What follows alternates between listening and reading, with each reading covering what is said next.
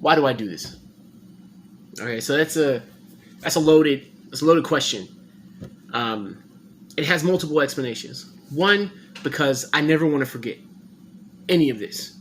Like, I want a documentation of every single thing that has happened, because I never want to forget, ever. And two, I never want anybody to tell me that this didn't happen. Because you're always going to get those people that you meet and you explain to them some of the things that you have to do or things that have happened to you. And they always just like, man, that ain't happened.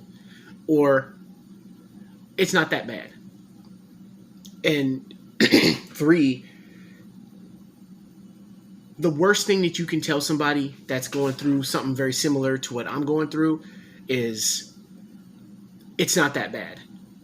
Oh, you're just being dramatic. It's not that bad. It's easy for all these other patients. Why are you the only one complaining? That's the most offensive thing that you can say to somebody. To undermine their pain and their suffering and their struggle and what they have to do, the price they have to pay in order to be able to live. To trivialize the toll that it takes both physically and emotionally on what you have to do to stay alive. I cannot stay alive without a machine. I cannot. My life expectancy without being on dialysis is about a week, maybe a week and a half, if I do some push-ups or some sit-ups. And number four, I want people to see what this is really like. What somebody actually goes through and the emotional roller coaster that someone actually goes through in order to just, I don't want to say cope, because that's such a, I don't like that term for this, right? But what somebody has to go through emotionally and physically in order to be able to get through their day, to get through their month, their year. All of the BS that you got to deal with dealing with transplant centers and, former doctors that I've had that didn't listen to me, and tried to trivialize my pain as if it's not a big deal because it's not them it's happening to. Right? People need to see the pain. It's the only thing that people really understand. If I got on this video, every single video, and talked about how everything was great and my life is fantastic, that would be dishonest. And that everything is just easy. Wow, this is such an easy process, man. This is the greatest thing that ever happened to me. That would be dishonest. That is not factual, right? And like, I'm not some miserable prick all the time. All right? Like, I'm in a perpetual state of grief, but I'm not miserable all the time. Like, you don't think that I want my life to be all gumdrops and rainbows? Of course I do.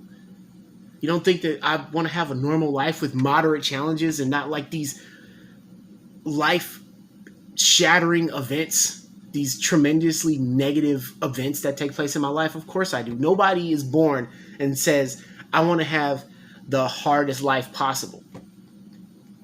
I want to get cancer. I want to get kidney disease, heart disease, rare autoimmune diseases. I want all that stuff. All because it builds character. Nobody wants that. Everybody wants an easy life, or at least moderate difficulty. Everyone, and I'm no exception. And if patients that are on dialysis, if they were honest, they would say the same thing too.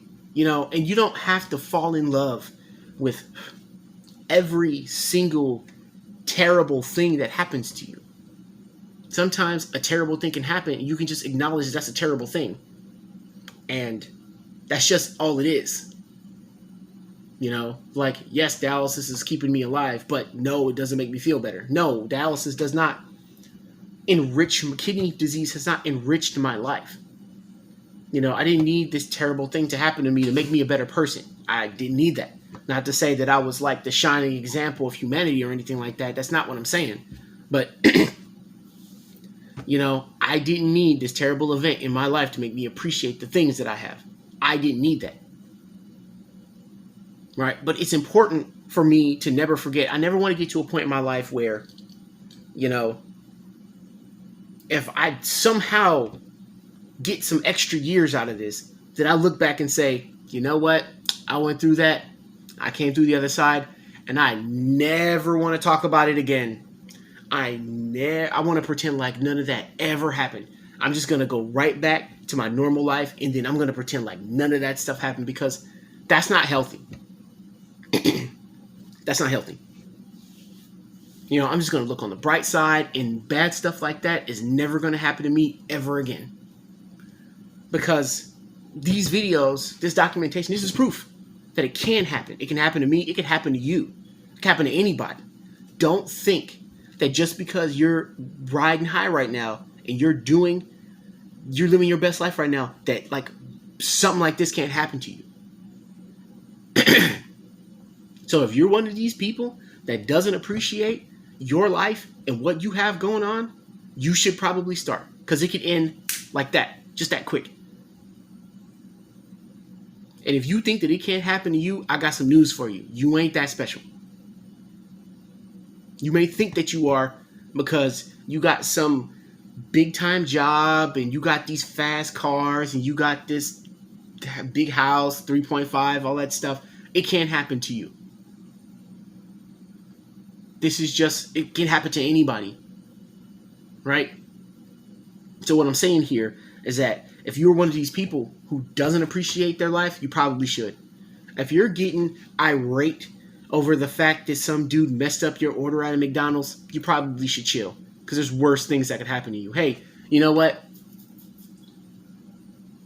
Your order got messed up at McDonald's. Hey, the transplant center won't give me a kidney. You know, like, which is worse? I don't know. What do I know? You know, I don't know anything.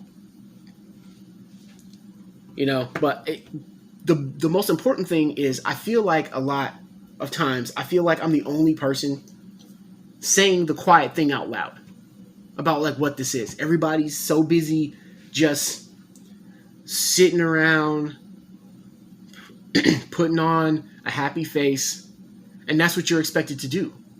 You're just supposed, somebody asks you how you're doing. If you're on dialysis and you have kidney disease, well, I'm doing God bless me, I'm doing fine. I'm doing great. Every day above ground is a great day. And like, you're just supposed to just put on a happy face. Doesn't matter how much pain you're in. It doesn't matter how much you're suffering. It doesn't matter what complications you're going through. Hey, you know what? You're alive, and that's all that matters. Like, quality of life is not a thing. It doesn't matter what condition you're in. It doesn't matter what your aspirations are, what your goals are for your life. As long as you just stay alive, in no matter what condition you're in, doesn't matter. That life is the most beautiful thing, and it presents the greatest things. It doesn't matter as long as you stay alive. Now, I disagree with that. You know, like, I don't want to just be alive. You know, I don't want to just be here in whatever condition. Like, I want to thrive. I want to go out into the world and adventure and live my life and be healthy and be happy. You know, I would like to do all of those things. But all of that, you know, and I see a lot of that in the community, all of that just looking on the bright side and glass half full and all of this stuff, like, that's not a good illustration of like what this is really like. You know, like, it's just not. And if people were more honest with themselves and more honest with doctors and the transplant center and all of these things, well, maybe not the transplant center, because we saw how that went when I tried to be honest with them. But if more people were just more honest about their feelings, about how this is, maybe things could change. Maybe, you know, UNOS and transplant centers and the government will look and say, listen, these people are miserable. Maybe we can do something for them. Maybe have a care package when someone gets diagnosed with kidney disease, because I had to figure all this stuff out myself. I had to get my own therapist. I had to do all this stuff myself. There was nobody assisting me with this.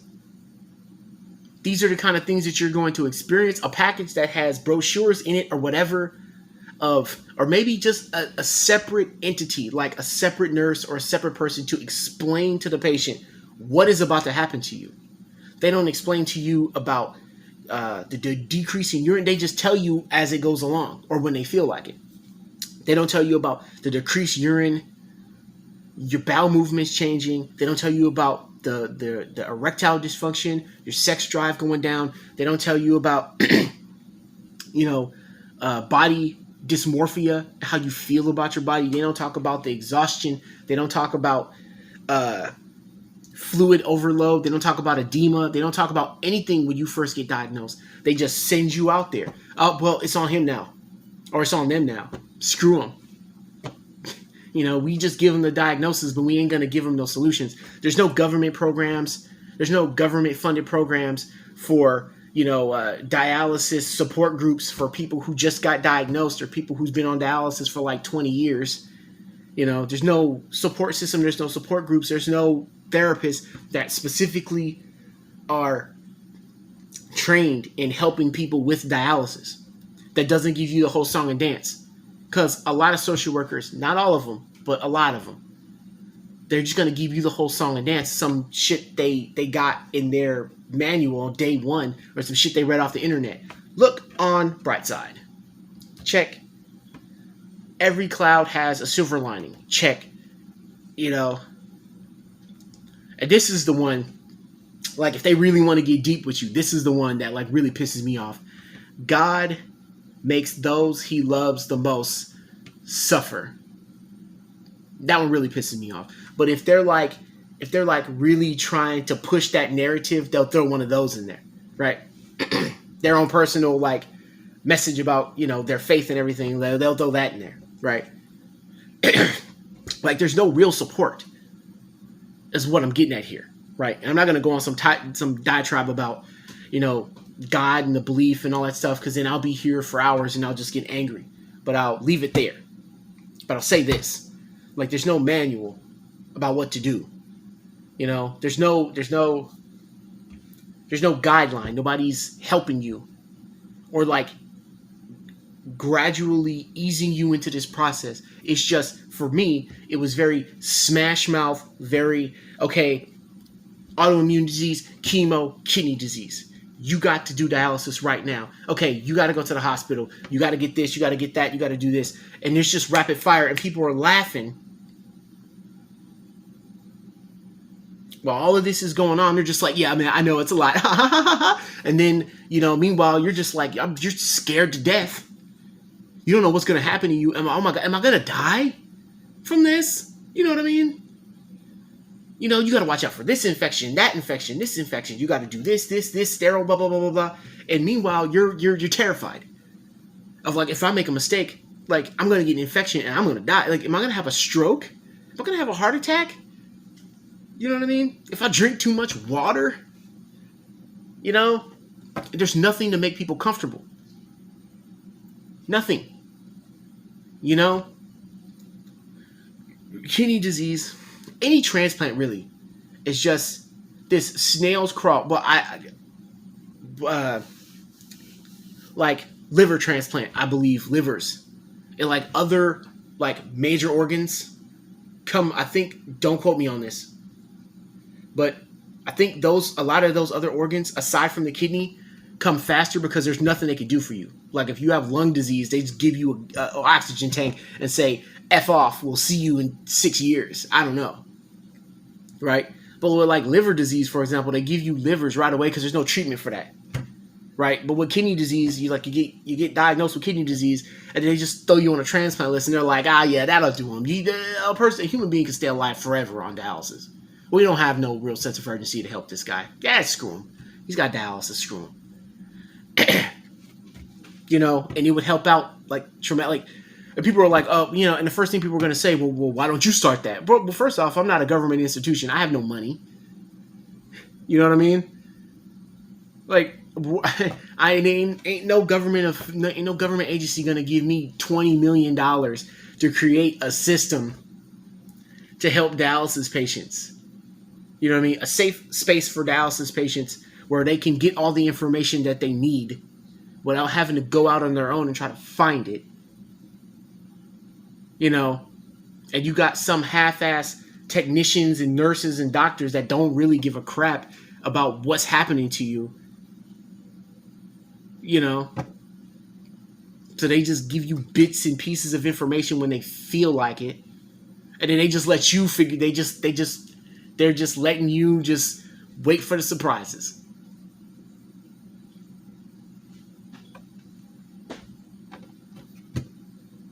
But once again, you know, it's hard. It's not easy. None of this is easy. I don't care what I don't care what anybody says. I don't care if they tell you that they get off the machine and they go run 5 miles. I seriously doubt that. But if that's the story that they want to tell, okay, fine. But that's the kind of thing that needs to die. Stuff like that is the kind of thing that needs to die.